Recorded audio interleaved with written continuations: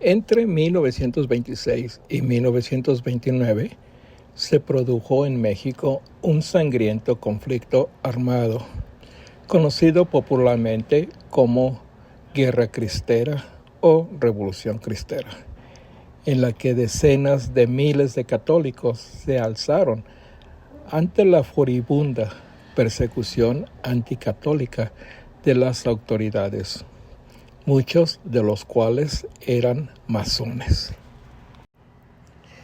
Más de 200,000 personas murieron, y entre ellos hay numerosos mártires, algunos de ellos ya en los altares, masacrados a sangre fría por orden de la fe. A continuación, les doy toda la información acerca de estos fieles mexicanos que lucharon y murieron al grito de ¡Viva Cristo Rey! Veremos estas preguntas. ¿Qué fue la Guerra Cristera? ¿Quiénes son los mártires cristeros? ¿Quién fue José Sánchez del Río? ¿Qué reacción tuvieron los obispos y la Santa Sede ante la Guerra Cristera? ¿Qué fue la Ley Calles? ¿Tomaron los sacerdotes las armas en la Guerra Cristera? ¿Qué relación tuvo la masonería con la Guerra Cristera? ¿Por qué los cristeros gritaban ¡Viva Cristo Rey! ¿Cuántas personas murieron en la Guerra Cristera? ¿Qué fue la Guerra Cristera? La Cristiada o Guerra Cristera fue un duro conflicto armado en México entre 1926 y 1929, en el que miles de católicos se alzaron ante la furibunda persecución anticatólica del gobierno presidido por Plutarco Elías Calles, que con la ley que promulgó en 1926 dictaba de facto la desaparición de la Iglesia Católica en el país americano. Los cristeros, en gran medida campesinos de zonas rurales, se levantaron en armas para defender su fe y pusieron en graves aprietos al ejército mexicano, que no dudó en algunos casos en utilizar las masacres. El conflicto dejó numerosos mártires que fueron fusilados, ahorcados o asesinados brutalmente a causa de su fe. Más de 200,000 personas murieron en este conflicto. A instancias de la Santa Sede, el obispo Ruiz y Flores entabló contacto con Calles ante la guerra que estaba estancada, pues el ejército veía que no podía doblegar a los cristeros, mientras que los católicos tampoco podrían doblegar a su enemigo. En 1929 se logró un acuerdo de paz, conocido como los arreglos, en el que se estableció una tregua y se hicieron concesiones tanto por parte del gobierno como de los cristeros. Aunque el conflicto armado terminó, las tensiones religiosas y políticas persistieron en México durante muchos años, y los cristeros se sintieron traicionados por sus obispos, ante un conflicto en el que dieron su vida por la libertad religiosa en México.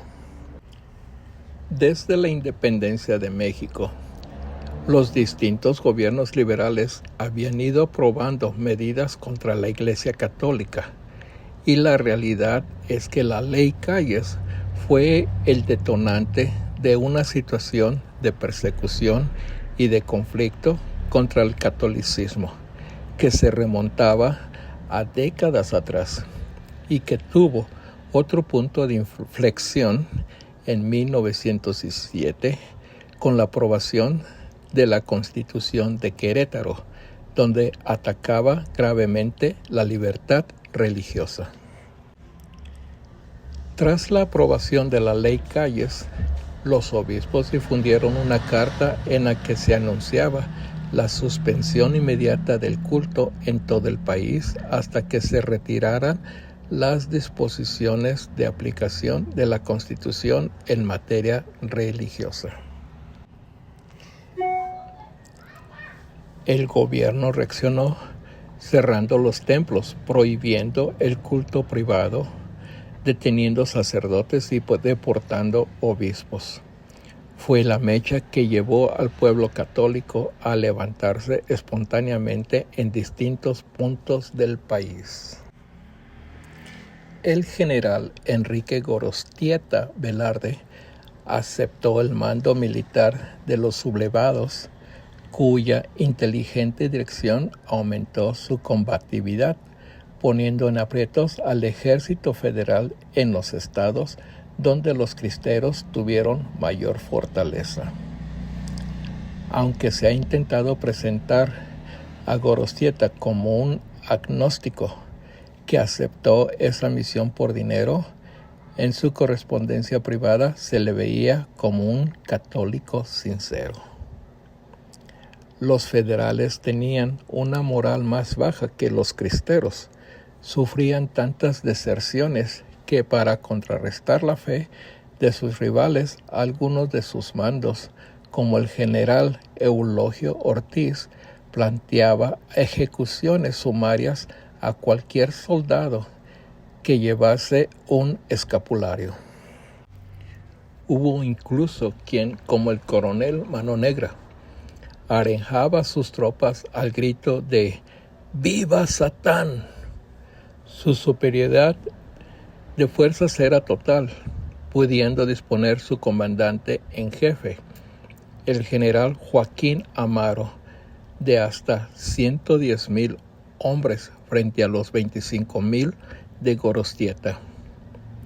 La estrategia gubernamental era clara: custodiar las grandes ciudades, controlar el ferrocarril y cortar los abastecimientos cristeros, y luego interactuar el terror de las zonas rurales, fusilando a todos los enemigos capturados y quemando campos y matando ganado.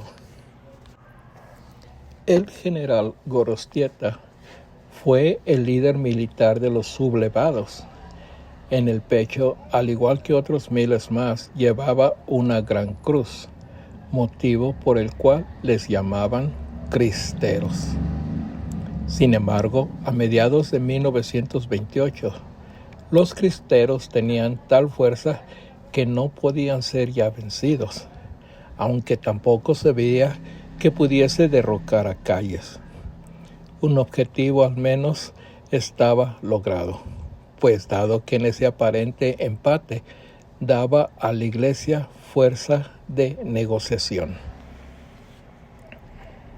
La guerra, al menos oficialmente, acabó en 1929 con los llamados arreglos, tras la negociación del obispo de Morelia con el presidente Portes Gil, sucesor de Calles. De este momento el gobierno se comprometía a promulgar una amnistía para los obispos, los sacerdotes y los fieles sublevados, así como a restituir los edificios ocupados. Los cristeros obedecieron las directivas de la jerarquía y depusieron las armas, pero echaron en cara a los obispos de haberles abandonado mientras defendían la libertad religiosa en México. Los acuerdos fueron incumplidos en parte por las autoridades y cientos líderes cristeros serían, durante los años posteriormente, asesinados. ¿Quiénes son los mártires cristeros? Miles de católicos mexicanos murieron durante la Guerra Cristera y cientos fueron fusilados y asesinados a sangre fría por odio a la fe. Decenas de ellos ya están en los altares tras haber sido beatificados o canonizados por los últimos papas. Concretamente, el 21 de mayo del año 2000, San Juan Pablo canonizó en Roma a San Cristóbal Magallanes y sus 24 compañeros mártires. Todos fueron mártires de la Guerra Cristera, y entre ellos había sacerdotes y laicos de distintas partes de México. Uno de ellos era Santo Toribio Remo, considerado como patrono de los emigrantes mexicanos. Pero este no es el único grupo de mártires mexicanos elevado a los altares. En el año 2005, durante el pontificado de Benedicto XVI, fueron beatificados en Guadalajara otros 14 mártires, entre los que se encontraba el padre Miguel Agustín Pro y también el niño José Sánchez del Río, ya canonizado en 2016 por Francisco, y posible el más universal de los mártires cristeros.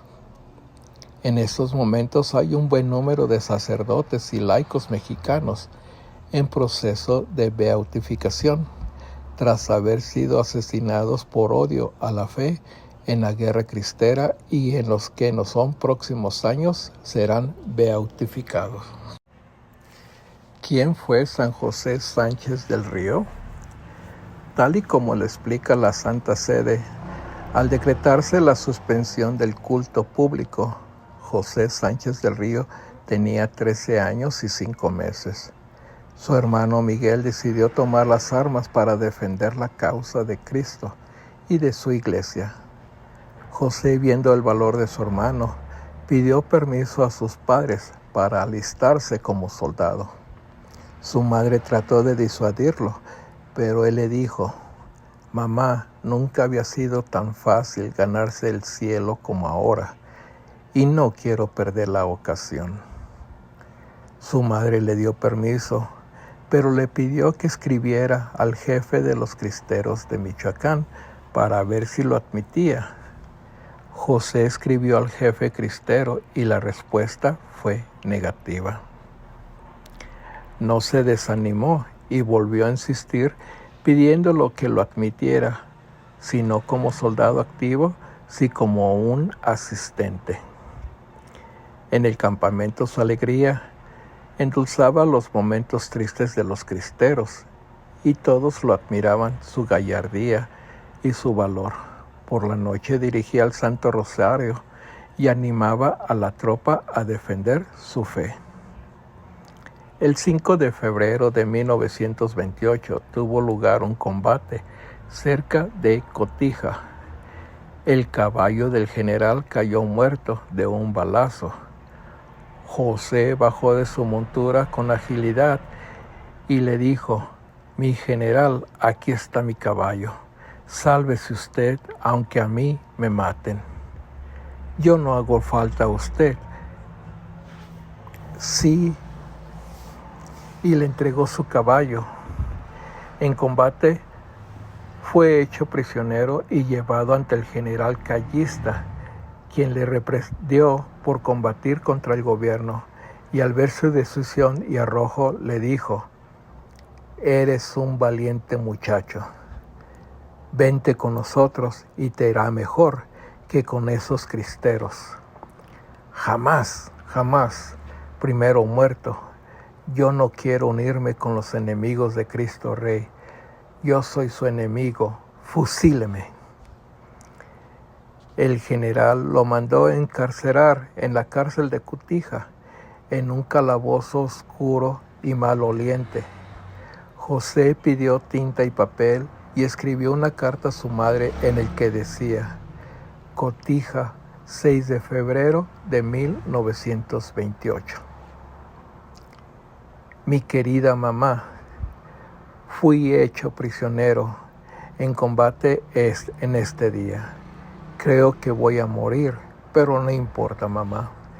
Resígnate a la voluntad de Dios. No te preocupes por mi muerte. Haz la voluntad de Dios. Ten valor y mándame la bendición juntamente con la de mi padre». El 10 de febrero de 1928, como a las 6 de la tarde, lo sacaron del templo y lo llevaron al cuartel del refugio. A las 11 de la noche le desollaron los pies con un cuchillo. Lo sacaron del mesón y lo hicieron caminar a golpes hasta el cementerio. Los soldados querían hacerlo apostatar a la fuerza de crueldad, pero no lo lograron. Dios le dio la fortaleza para caminar gritando vivas a Cristo Rey y a Santa María de Guadalupe. Ya en el panteón preguntó cuál era su sepultura y con un rasgo admirable de heroísmo se puso al borde de su propia fosa para evitar a los verdugos el trabajo de transportar su cuerpo. Acto seguido, se abalanzaron sobre él y comenzaron a apuñalarlo. A cada apuñalada que gritaba de nuevo, ¡Viva Cristo Rey! ¡Viva la Virgen de Guadalupe! En medio del tormento, el capitán jefe de la escolta le preguntó, no por no compasión, sino por crueldad, ¿qué les mandaba decir a sus padres? A lo que respondió José, que nos veremos en el cielo. Nos veremos en el cielo. ¡Viva Cristo Rey! ¡Viva la Virgen de Guadalupe! Mientras salían de su boca esas exclamaciones, el capitán le disparó a la cabeza y el muchacho cayó adentro de su tumba. Era el 10 de febrero de 1928, sin ataúd y sin mortaja. Recibió directamente las paladas de tierra y su cuerpo quedó sepultado. Hasta que años después, sus restos fueron inhumados en las catacumbas del templo expiatorio del Sagrado Corazón de Jesús. Actualmente sus restos reposan en el templo parroquial de Santiago Apóstol en Zaguayo, Michoacán. Fue beatificado en 2005 y canonizado por el Papa Francisco en 2016. ¿Qué reacción tuvieron los obispos y la Santa Sede ante la guerra cristera? La posición de los obispos mexicanos no fue unánime y todavía a día de hoy hay controversia ante el papel tanto de la jerarquía como de la Santa Sede ante el alzamiento de los católicos frente a la opresión del gobierno mexicano. Tal y como lo explica Andrea Riccardi en el libro El siglo de los mártires, encuentro. Desde el exilio, los obispos se dividieron ante el levantamiento. Una parte de ellos evitó una implicación directa en la iniciativa de los cristeros, pero justificó el recurso a las armas en defensa de su libertad religiosa. Algunos prelados, sin embargo, quisieron distanciarse más de este movimiento y pidieron el fin de guerra, abogando por buscar una solución pacífica. Fueron 3 los obispos que sí apoyaron abiertamente a los cristeros, con los que incluso colaboraron para conseguir ayuda financiera desde el extranjero. Por su parte, la Santa Sede, aunque había denunciado públicamente la persecución religiosa en México, no se solidarizó con los cristeros y avisó incluso a los obispos para que no los apoyaran. ¿Qué fue la Ley Calles? Pese a que la Constitución mexicana ya era claramente anticlerical, fue la promulgación en 1926 de la conocida como Ley Calles, que toma el nombre del presidente Plutarco Elías Calles, cuando se desató una auténtica persecución contra el catolicismo. Masón y jefe máximo de la Revolución Mexicana, Calles estableció una serie de normas antirreligiosas. La Ley Calles entró en vigor el 31 de julio de 1926. En algunos estados de México se aplicaron con más dureza aún por parte de gobernadores especialmente anticlericales. Así, Tomás Garrido Canaval, gobernador de Tabasco, decretó que solo podían oficiar como ministros de culto hombres casados, dejando sin clero al país. Graham Greene noveló sobre ello El poder y la gloria. En Chihuahua se estableció un número diminuto de sacerdotes permitidos. ¿Tomaron los sacerdotes las armas en la guerra cristera? El historiador y sacerdote jesuita Alfredo Sáenz señaló que unos 100 sacerdotes ofrecieron su labor pastoral a los cristeros, siendo algunos de ellos capellanes militares. Pero solo 5 optaron por tomar las armas. En realidad, la mayor parte de los combatientes eran campesinos católicos. Un 60% de los que lucharon en el bando cristero no había recibido educación.